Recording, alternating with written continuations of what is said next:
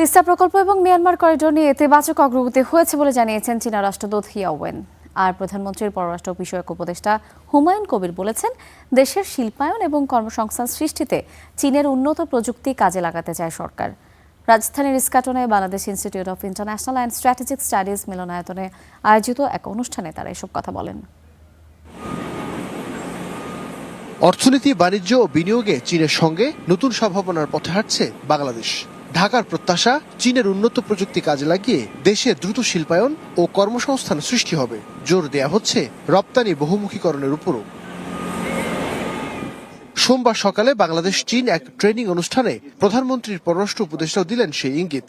জানালেন, প্রধানমন্ত্রী তারেক রহমানের সাম্প্রতিক চীন সফর দ্বিপক্ষীয় সম্পর্কে নতুন দিগন্ত উন্মোচন করেছে।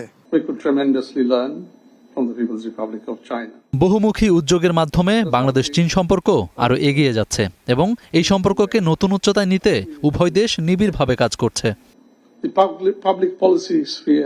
অনুষ্ঠানে চীনা রাষ্ট্রদূত জানান, বেল্ট অ্যান্ড রোড ইনিশিয়েটিভ বাস্তবায়নের পাশাপাশি দুই দেশের উন্নয়ন কৌশল একীভূত করতে একমত হয়েছে Dhaka Beijing. Prime Minister Tareq Rahman paid a historical visit to China. প্রধানমন্ত্রীর সাম্প্রতিক চীন সফর ছিল ঐতিহাসিক।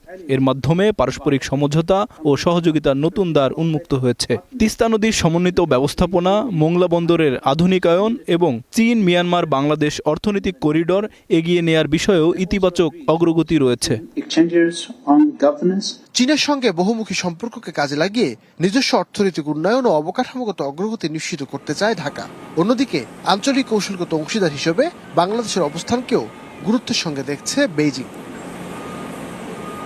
নাইম আবির, স্টার নিউজ, ঢাকা।